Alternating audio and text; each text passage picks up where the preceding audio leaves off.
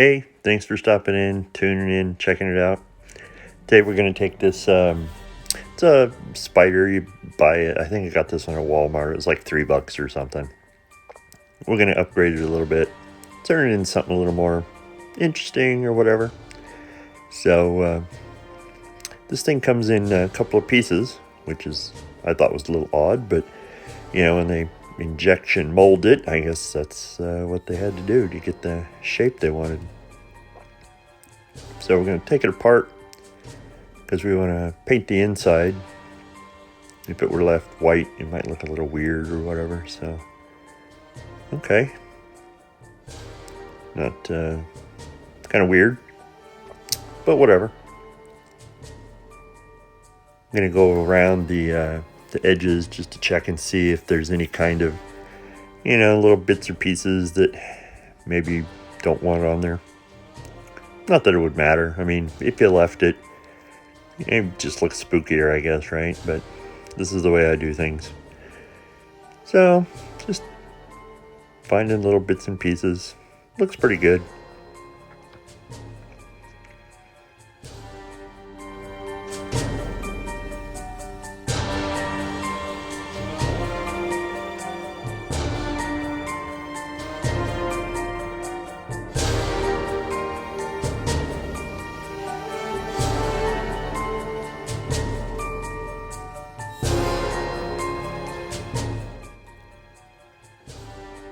So when they injection mold these things, they spray what they call a release agent into the mold so the plastic will come out of there when they're done. So it's good to scrub that off. Just a little soapy water, a little brush, get in there and get in the little cracks and crevices. And this will help the paint I'm going to use later stick to it well.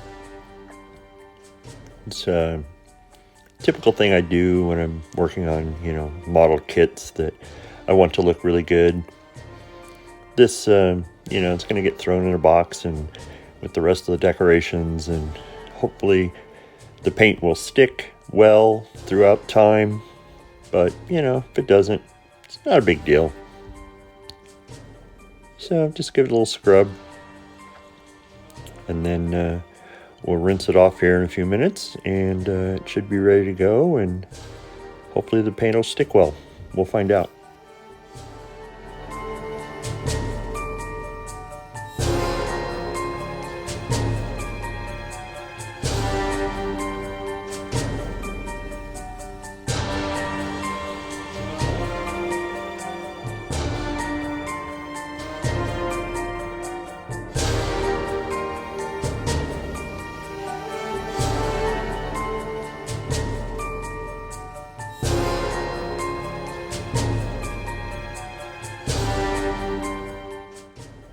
So now I just take a couple of pieces of copy paper, printer paper, whatever, tape it together with some blue painter's tape or whatever I got handy, and put that down.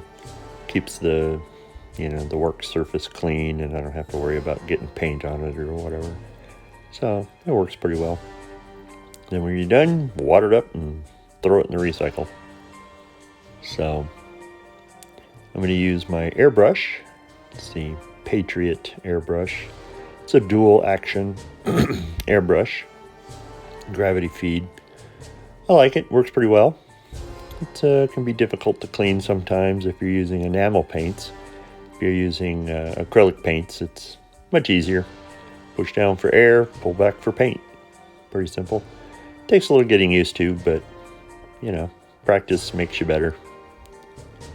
Get the air hose connected here. It's a fiddly little bit here. The threads are pretty fine, so sometimes it can be a little annoying. I use my air compressor that normally sits in the garage and powers all my tools out there. It'll pressurize up to 150 pounds. You don't need anything near that high pressure or high amount of airflow or whatever, but it's got a regulator on it. You can dial it down to whatever you want. I usually set it really low. The hose and the airbrush aren't designed for high pressure, but so I just set it, give the the airbrush a little test, see that the pressure holds, and you'll be good to go.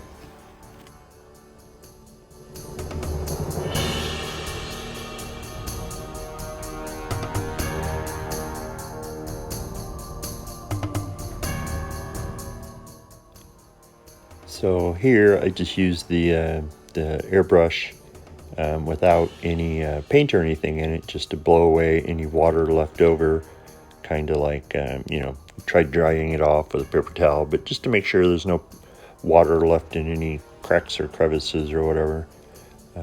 And then get the paint out, and it helps the paint flow better. It doesn't dry as fast, runs through the airbrush a little better, and that's a Vallejo model paint. It's going to work pretty well, I think.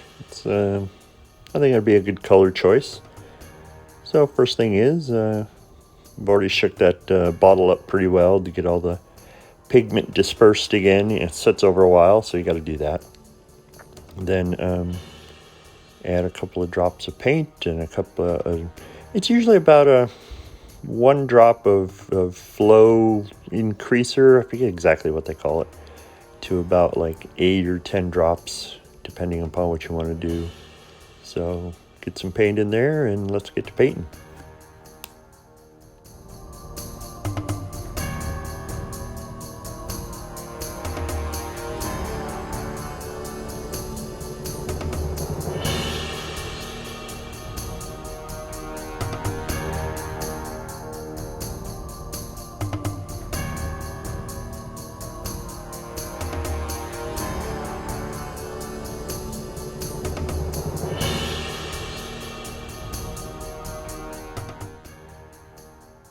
Okay, so got another piece of paper here just to test, see how the flow's going. I'm going to cover the inside of the body or whatever, a little heavier than I'm going to do the outside.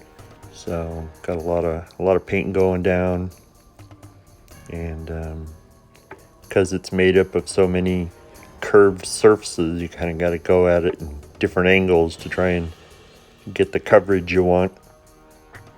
But it's just a Halloween prop. It's not a big deal.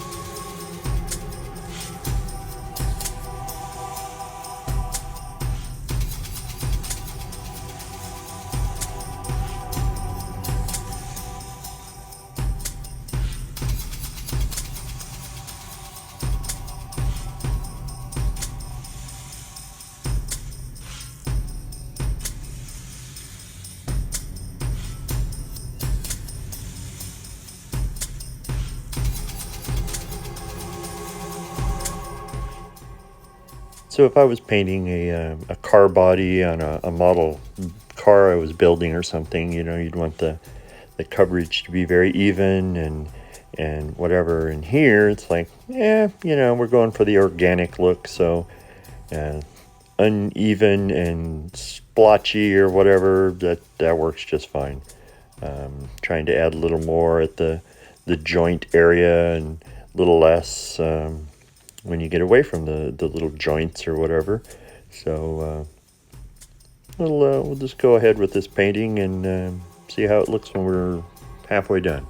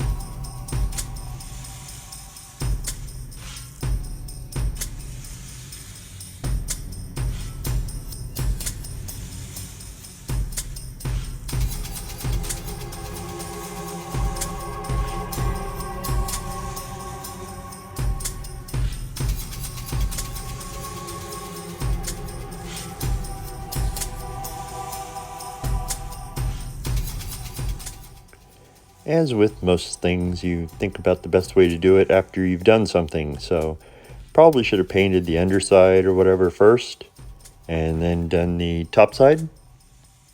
But in this case, that's not what I did. It'll be fine. Just keep painting, and it's kind of it's an organic process, and in even though it's an organic kind of thing, it's just flow with it, just go. It'll all be good in the end. And if it turns out absolutely horrible, I've only invested $3, so it's not a big deal.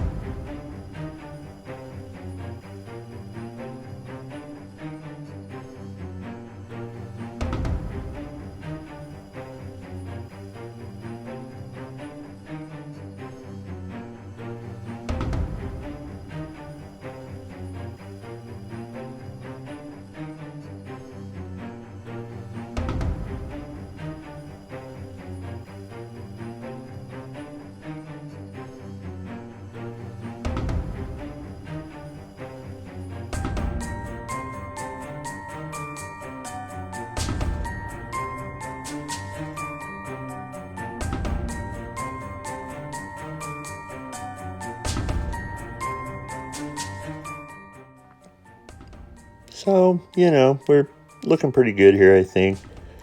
Finishing up bits and pieces here and there, and then I think I'll get some other kinds of paints out.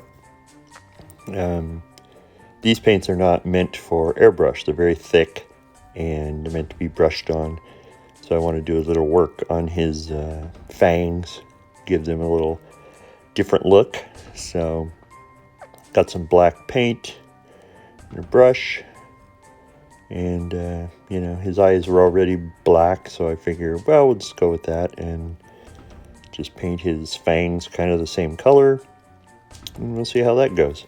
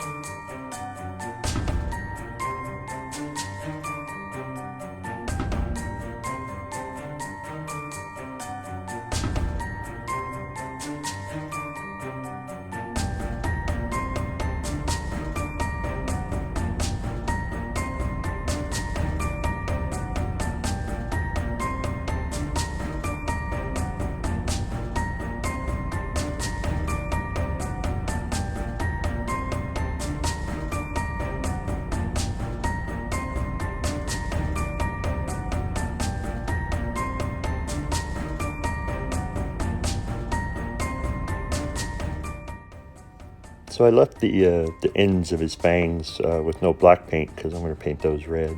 But now I'm going to go and hit just little spots around his knuckles or whatever, just to give them a little more interest or whatever. So just dab it on, and it gives it a different look, I think. Start off slow. You can always add more paint. It's more difficult to take it off, obviously. And then I realized that, yeah, maybe a little darker would be better, and put it on a little thicker. I think it's looking pretty good.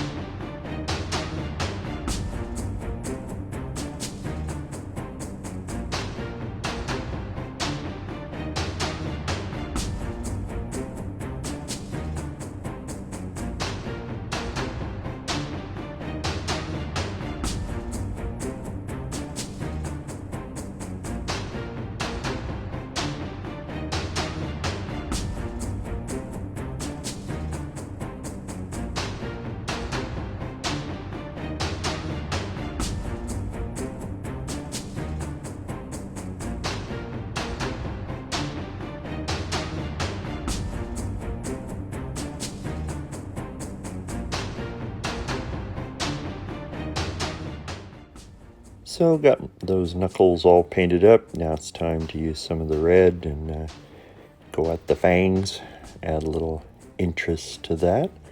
So we'll give that a shot.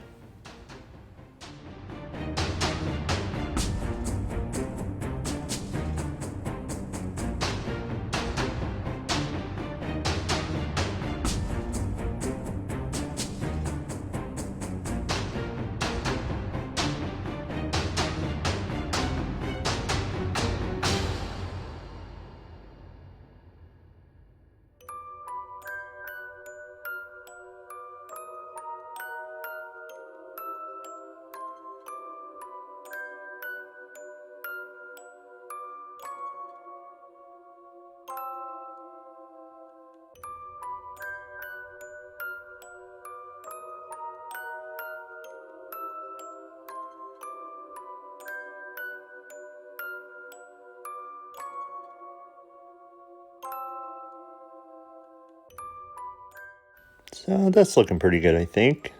But maybe just a little dot of red in the middle of his eye, and that might add some interest.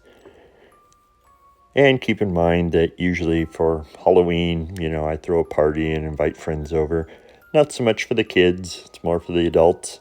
So usually the lights are low and whatever. So however good this thing looks or doesn't look, in low lighting, it'll be awesome.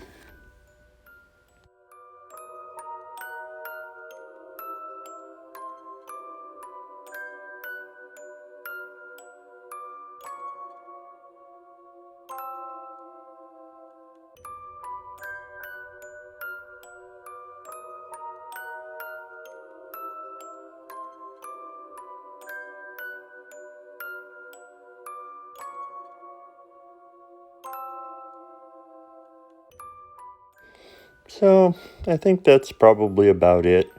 I think it turned out pretty good. Fun little project on a Sunday afternoon while you're watching TV. And let's take a look and see what the original looked like. Go back and look at that. That's at the beginning of the video. But here it is all finished up, and think it turned out good. Leave me a comment. Let me know what you thought. Tell me what you might have done. Maybe you've already done something like this or whatever.